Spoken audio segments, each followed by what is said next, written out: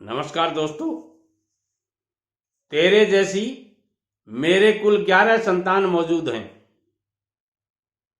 तेरे जैसी मेरे कुल 11 संतान मौजूद हैं।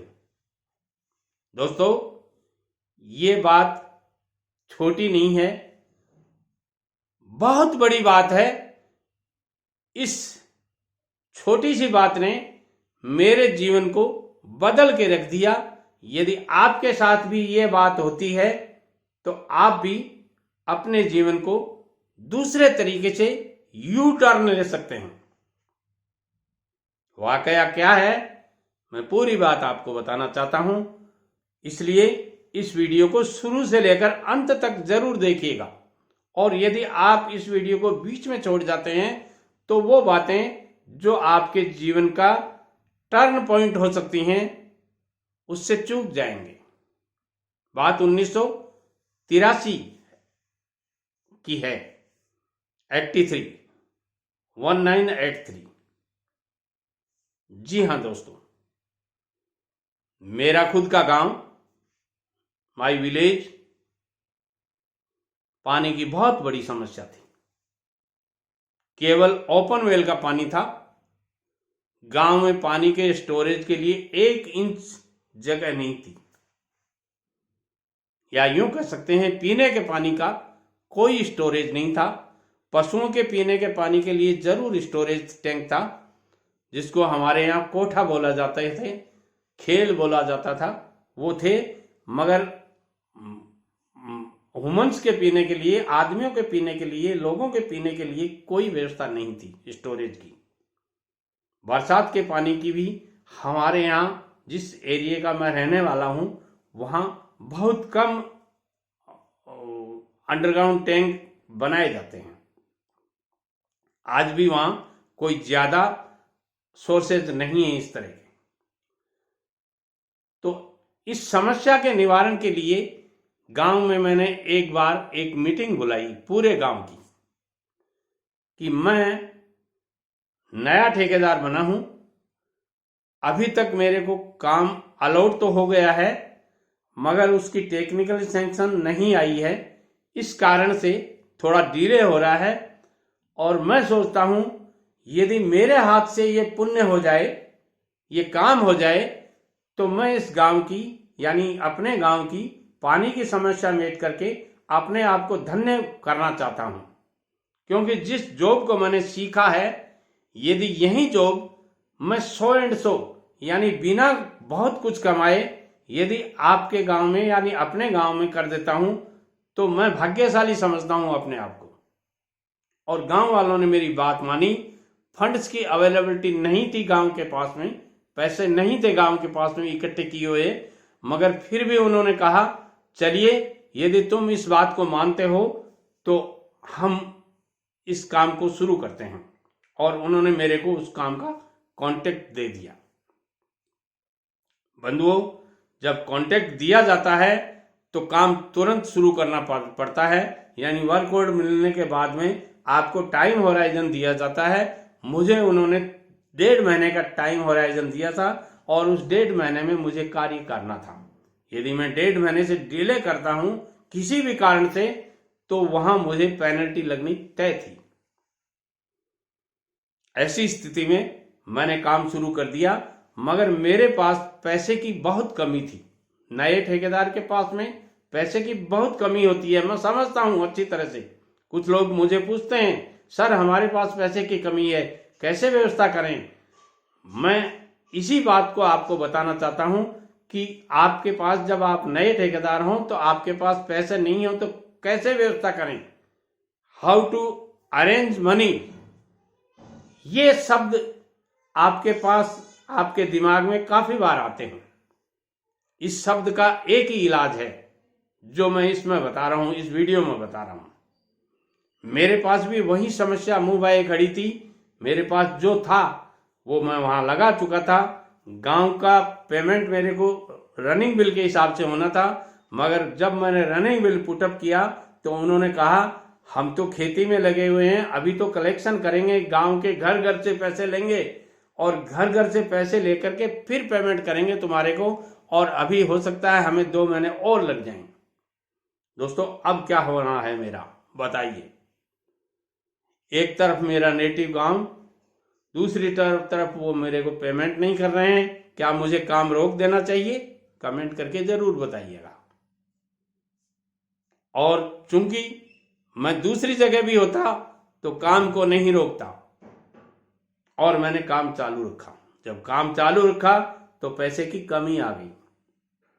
उस कमी के लिए मैंने मेरे पिताजी को कहा कि पिताजी मुझे आप 10,000 रुपये दीजिए।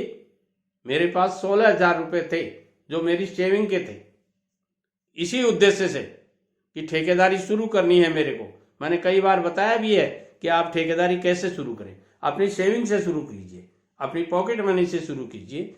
वो 16,000 रुपये मैंने उसमें लगा दिए थे। उसके बाद में मेरे पास एक धेला नहीं था। चोरी करना मैंने कभी मेरी जिंदगी में नहीं सीखा। अब बताइए पैसे कहां से आएंगे? मैंने पिताजी को कहा पिताजी मुझे 10,000 रुपये दीजिए, मेरा काम रनिंग में आ जाए और मैं आपको 15 दिन बाद में वापस कर दूंगा। क्योंकि गांव की स्थिति का पिताजी को पूरा नॉलेज था। तो उन्होंने मेरे को जो शब्द कहे वो ध्यान से सुनिएगा आप। उन्होंने कहा तेरे जैसी मेरे कुल 11 संतान मौजूद हैं। यदि एक एक संतान को मैं 10-10 हजार रुपए देता हूं तो 1,10,000 रुपए होते हैं। बात 83 की है। और उस समय 1,10,000 रुपए बहुत मायने रखते थे। आज तो 1,10,000 रुपए कोई मायने नहीं रखते हैं। रास्ते चलते आदमी की जेब में मिल जाते हैं। मगर उस समय इतने इतने बड़े नोट आते थे। 100 के नोट से कोई बड़ा नोट नहीं होता था। और 100 का नोट किसी की जेब में होना फक्र की बात माना जाता था। पिताजी ने कहा मैं तुम्हें 10,000 रुपए नहीं दे सकता, क्योंकि यदि मैं मेरी सारी संतानों को 10-10 हजार रुपए उधार ला करके दूंगा, मेरे पास हो तो मैं दे दूं, मगर मेरे पास भी नहीं है। तो मैं उधार लाके कर्ज लाकर यानी लोन लेकर के यदि तुम्हें ला करके दे दूं और तुम नहीं दे पाओ तो मेरी स्थिति क्या हो, इस बात की चिंता करो। दोस्तों मुझे पिताजी से वापिस सवाल करना नहीं आया। मैंने कहा ठीक है पिताजी, कोई बात नहीं, मैं आपकी समस्या समझ रहा हूं। मैं आपकी इस बात का बुरा भी नहीं मानता हूं, क्योंकि मुझे घर की स्थिति का पता है।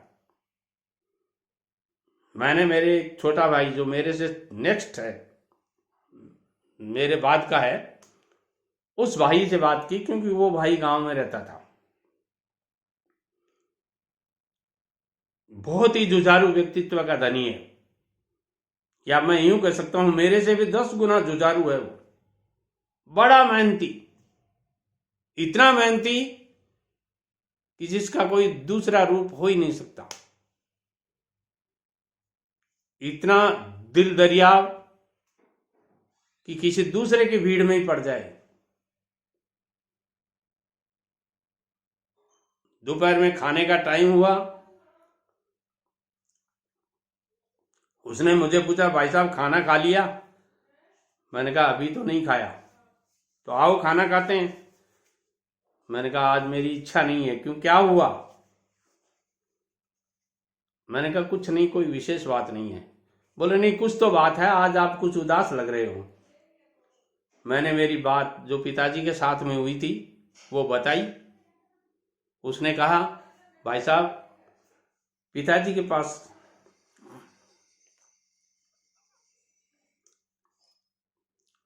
वास्तव में पैसे नहीं है,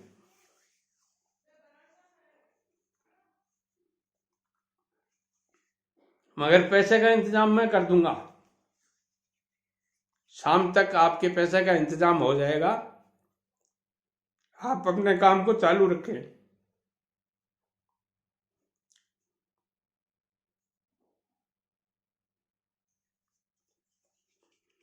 दोस्तों मैं काम पे चला गया। शाम को घर आता हूं तो 10,000 रुपये वो भाई जेब में लेके खड़ा है मेरे लिए। मैंने कहा कहां से लाए? उसने मेरे को नाम बताया, मैं नाम वीडियो में नहीं लेना चाहता। उन्होंने कहा फलां चौधरी जी से लाया हूँ, 1 महीने के इंटरेस्ट पे लाया हूँ, उधार लाया हूँ, मगर इसका नॉमिनल इंटरेस्ट देना पड़ेगा। मैंने कहा पहले दे दें तो उन्होंने कहा पहले दे दें तो कोई दिक्कत नहीं, इंटरेस्ट तो 1 महीने का ही लगेगा। मैंने काम शुरू कर दिया, काम कंप्लीट हो गया, पेमेंट मेरे को एक मुश्त दिया गया गांव की तरफ से। मैंने मेरे चाचा जी को निवेदन किया कि आप ये गांव का कलेक्शन गांव वालों को साथ लेकर के कीजिए। उन्होंने गांव का कलेक्शन करवाया और जल्दी ही वो पैसा आ गया, मेरा फाइनल बिल पास हो गया। आज भी वो काम यानी वो टैंक मौजूद है। ध्यान दीजिए मेरे एक एक शब्द को, इतना मजबूत काम किया था मैंने कि आज भी मैं उसके आसपास से निकलता हूं और देखता हूं तो मुझे फक्र होता है। दोस्तों, बिजनेस में आप कोई भी बिजनेस करेंगे, चाहे ठेकेदारी बिजनेस हो या कोई और बिजनेस, ये पैसे की समस्या आपका पीछा नहीं छोड़ेगी। इसलिए अपने को फाइनेंशियली फ्रीडम होने के लिए कोई भी बिजनेस शुरू करें, उससे पहले अपनी जेब में, अपने अकाउंट में, अपनी तिजोरी में पैसे रख के शुरू कीजिए, नहीं तो कई समस्याएं आ सकती हैं। और ज्यादातर ठेकेदार, मेरा जो अनुभव है, वो यहीं आकर फेल हो जाते हैं। नमस्कार।